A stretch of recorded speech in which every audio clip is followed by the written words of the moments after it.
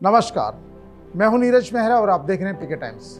पीके times की खास खबर में आपका स्वागत है। रविंदर सिंह भाटी का अगला कदम क्या होगा? बाड़मेर की ग्रीन लिग्नाइट माइंस के मजदूरों के लिए चल रहे उग्र आंदोलन के दौरान जिस तरह से रविंदर सिंह भाटी ने अपने आप पर पेट्रोल उंडेल कर सबको सकते में डाल दिया और उसके बाद एक बयान आता है कि सरकार अब एफआईआर दर्ज कराएगी रविंदर सिंह भाटी के खिलाफ। रविंदर सिंह भाटी की वहाँ प्रशासन से बात हुई और उसके बाद वो वापस ग्रिल पर जाकर धरने स्थल पर पहुँच गए और सैकड़ों समर्थकों के साथ वहाँ पर डटे हुए हैं। रात रविंदर सिंह भाटी की धरने पर गुजरी है और अब भी वो धरने पर है। उनका कहना है कि महीने, 2 महीने, 6 महीने जब तक मजदूरों की मांग नहीं मानी जाएगी वो धरने पर नहीं उठेंगे। और उन्होंने यहाँ तक कह दिया कि मुझे अपना विधायकीय कार्यालय चलाना ना, इस धरना स्थल पर बैठकर ही मैं अपना विधायक का कार्यालय भी चलाऊंगा। लेकिन सबसे बड़ी बात यह है कि रविंदर सिंह भाटी के इतना बड़ा कदम उठाने के बावजूद अभी तक सरकार ने कोई भी बयान जारी नहीं किया है। लेकिन पूर्व मुख्यमंत्री अशोक गहलोत सहित प्रतिपक्ष के जो नेता है, तमाम नेता रविंदर सिंह भाटी के समर्थन में उतर गए हैं और सरकार की उदासीनता पर सवाल उठाने लगे हैं। कारण साफ है, भजनलाल सरकार मजदूरों की मांगों की अनदेखी कर रहे हैं और लगातार भाटी के आंदोलन के बावजूद भी उन्होंने आत्मदाह तक का प्रयास कर लिया, लेकिन इसके बावजूद सरकार के कानों तक जू नहीं रहेंगी। और कुछ प्रवक्ताओं ने जो बयान दिया है उनमें ये कहा कि उनका कदम ये गलत है, भाटी को ऐसा नहीं करना चाहिए था, भाटी को शांतिपूर्वक प्रदर्शन करना चाहिए था। जो व्यक्ति 40 दिनों से लगातार धरना प्रदर्शन कर रहा है, 15 दिनों से धरने पर बैठा है, आखिरकार एक लोकतांत्रिक व्यवस्था में एक नेता, चुना हुआ जनप्रतिनिधि, विधायक किसी वर्ग की मांगों के लिए धरना प्रदर्शन कर रहा है, वो अपने मंच से लगातार चीख चीख कर लोगों से कह रहा है कि हमें लॉ एंड ऑर्डर नहीं बिगाड़ना है, शांति बनाए रखना।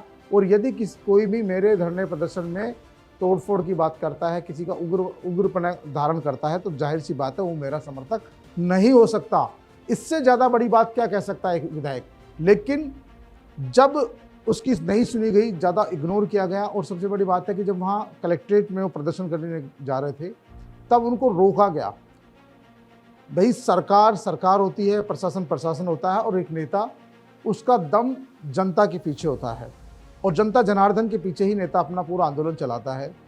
कोई भी व्यक्ति कितना ही बड़ा ताकतवर हो, कितना ही शक्तिशाली हो, वो सरकार के आगे बोना होता है, क्योंकि सरकार की ताकत के आगे वो इतना लड़ नहीं सकता। आखिरकार रविंदर सिंह भाटी लगातार लड़ रहा है, लेकिन क्या पुलिस फोर्स से मुकाबला करने के लिए वो किसानों को छोड़ दे, मजदूरों को पुलिस के आगे कर दे? या तो फिर वही हालात होंगे जो गुर्जर आंदोलन के दौरान हुए थे। पुलिस और गुर्जर आमने सामने हुए, 71 गुर्जरों की मौत हो गई। तो ऐसा करके कानून व्यवस्था बिगाड़ना या किसी की जान जोखिम में डालना सरासर अन्याय होगा। रविंदर सिंह भाटी ने ये किया कि खुद की जान जोखिम में डाली उन्होंने, ताकि सरकार का ध्यान आकर्षित हो और सरकार उनकी बातों पर गौर करे। लेकिन इतना बड़ा कदम उठाने के बावजूद सरकार ने उनकी बातों पर अभी तक किसी भी बड़े मंत्री, मुख्यमंत्री या सीएस का कोई बयान नहीं आया है कि वो रविंदर सिंह भाटी के इस आत्मदाह के प्रयास को किस तरह से देखते हैं। हाँ, कुछ प्रवक्ताओं ने बयान जारी कर जरूर कहा कि रविंदर सिंह भाटी को इस तरह का कदम नहीं उठाना चाहिए, क्योंकि इससे दूसरे युवाओं में इस तरह का गलत संदेश जाएगा। भाई, भाटी को जब वो शांतिपूर्ण तरीके से अपना आंदोलन चला रहे हैं, धरना प्रदर्शन कर रहे हैं और उसके बावजूद लगातार उनकी अनदेखी हो रही है, उनकी सुनवाई नहीं हो रही, उनकी बातों पर विचार नहीं हो रहा, तो आखिरकार फिर वो क्या करते? भाई, एक जननेता के पास यही तो तरीका है कि वो किसी वर्ग की मांग को लेकर धरना करे, प्रदर्शन करे, घेराव करे या कहीं कहीं भूख हड़ताल पर बैठे। और जब इन तमाम बातों से प्रशासन का ध्यान केंद्रित नहीं होता है, सरकार नहीं सुनती है, तो फिर वो इस तरह कदम उठाता है। और अब उन पर एफआईआर की बात है तो एफआईआर दर्ज होना नेताओं पर सामान्य सी बातें हैं, इसमें भी एफआईआर दर्ज हो जाएगी। और जिस नेता पर जितनी मुकदमे दर्ज होते हैं, जो नेता जितना जेल में जाता है उतना बड़ा नेता बनता है। आज की तारीख में रविंदर सिंह भाटी बाड़मेर के बड़े नेता बन गए हैं और जिस तरह से विपक्ष ने उनका खुलकर साथ दिया है, पूर्व मुख्यमंत्री अशोक गहलोत का ट्वीट करना, नेता प्रतिपक्ष का ट्वीट करना, गोविंद सिंह डोटासरा का ट्वीट करना, तमाम विपक्ष उनके साथ खड़ी है। यानी कि कांग्रेस पार्टी ने खुलकर रविंदर सिंह भाटी का समर्थन किया है, किसानों की और जो मजदूरों की मांग है उसका समर्थन किया है। अब सरकार इस मामले में क्या कदम उठाएगी, सरकार को स्पष्ट करना होगा। सरकार उनके खिलाफ एफआईआर दर्ज करती है, मुकदमा दर्ज करती है, तो हो सकता है उनकी गिरफ्तारी हो जाए। क्या फ़र्क पड़ेगा उससे? एक जननेता का जेल में रहना, जेल के बाहर रहना, और नेता तभी बनता है जब जेल में जाता है। तो रविंद्र सिंह भाटी को पता है कि इस कदम के पीछे ये कदम जो उठाया है, हो सकता है उनको गिरफ्तार किया जाए, हो सकता है जिसने उनको जो पेट्रोल की बोतल दी है उसके खिलाफ भी मुकदमा दर्ज किया जाए। तो तमाम कड़ी से कड़ी जोड़कर 4 लोगों को और गिरफ्तार किया जा सकता है। लेकिन उससे जितना सख्ती सरकार बरतेगी, रविंद्र सिंह भाटी उतना ही मजबूत होकर उभरेगा, उतना ही मजबूत नेता, जन नेता के तौर पर उभरेगा। क्योंकि देखिए, जब किसी नेता को जितना दबाया जाएगा और जनता में सीधा सीधा संदेश जाता है कि ये व्यक्ति जनहित के मुद्दे उठा रहा है।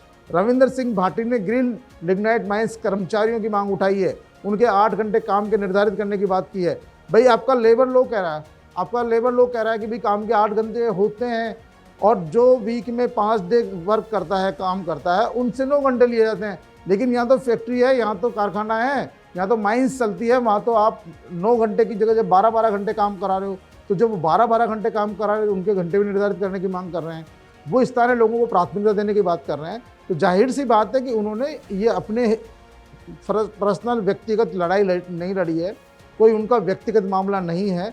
इसीलिए आज विपक्ष का साथ उनको खुलकर मिला है। और जब विपक्ष का साथ मिलता है तो जाहिर सी बात है सरकार पर कहीं ना कहीं अप्रत्यक्ष रूप से इस बात का दबाव जरूर बढ़ेगा कि निर्दलीय विधायक के साथ में कांग्रेस पार्टी खड़ी हो गई है पूरी तरह से। क्या बाड़मेर में भारतीय जनता पार्टी को काम नहीं करना है? क्या भारतीय जनता पार्टी को बाड़मेर जैसलमेर के इलाके में और काम नहीं करने हैं? जहाँ वहाँ पर अपना प्रदर्शन नहीं सुधारना है? यदि भविष्य की राजनीतिक चिंता होगी तो भारतीय जनता पार्टी के कार्यकर्ता और वहाँ के जो स्थानीय जनप्रतिनिधि है वो भी मुख्यमंत्री जी से इस बात पर ध्यान आकर्षित करेंगे कि जो रविंद्र सिंह भाटी आंदोलन चला रहे हैं, कहीं ना कहीं वो अपनी जगह पर ठीक है। क्योंकि बहुत सारे जो अंदर खाने लोग हैं वो रविंद्र सिंह भाटी का समर्थन भी कर रहे हैं इस मामले को लेकर कि उन्होंने सही मांग उठाई है। और सही मांग को लेकर कोई आदमी अगर आत्मदाह का प्रयास करता है तो वो उन लोगों के लिए तो हीरो ही है। भले ही सरकार ने उनको विलेन समझ लिया और सरकार मान ली कि उन्होंने अपना ध्यान आकर्षित करने के लिए, लोगों का ध्यान भटकाने के लिए ऐसा किया। लेकिन जब सरकार ने निरंतर उनके आंदोलन की अनदेखी की, उनकी खुद की अनदेखी की, उनको कहीं ना कहीं बिल्कुल वार्ता तक के लिए नहीं बुलाया गया, तो ऐसी स्थिति में एक जन प्रतिनिधि आखिरकार क्या करता? और उन्होंने वही किया जो उनके मन में सूझी और उन्होंने पेट्रोल डालकर आत्मदाह की कोशिश की। ये तो शुक्र है ईश्वर का कि लोगों ने बचा लिया, हो सकता कोई हादसा उनके साथ हो सकता था। लेकिन इसके बावजूद भी सरकार ने उन्हें अभी तक कोई किसी भी वार्ता के लिए नहीं बुलाया है। जाहिर सी बात है अभी भी सरकार उन्हें गंभीरता से नहीं ले रही है। अब सरकार को न जाने कौन से और उग्र आंदोलन की दरकार है, सरकार पता नहीं कौन से उग्र आंदोलन के इंतजार में है। हालांकि रविंद्र सिंह भाटी ने कहा कि अब आंदोलन का दायरा बढ़ाया जाएगा, जाहिर सी बात है अब ग्रिल के लोगों से काम नहीं चलने वाला। अब जो दूर के आसपास के लोग हैं उनका भी साथ मांगा जाएगा।